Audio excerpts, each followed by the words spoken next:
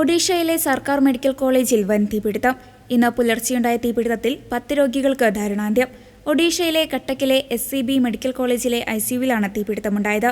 ആ സമയം trauma care ICUവിലും തൊട്ടടുത്തുള്ള ICU വാർഡിലുമായി 23 രോഗികൾ ചികിത്സയിലുണ്ടായിരുന്നു.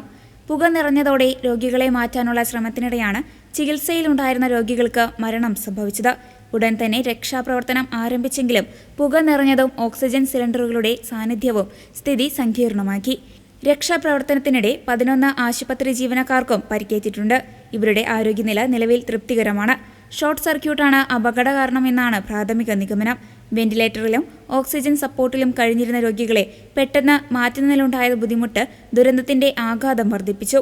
മുഖ്യമന്ത്രി മോഹൻ ചരൺ മാഞ്ചി നേരിട്ട് ആശുപത്രി സന്ദർശിച്ച് സ്ഥിതിഗതികൾ വിലയിരുത്തി.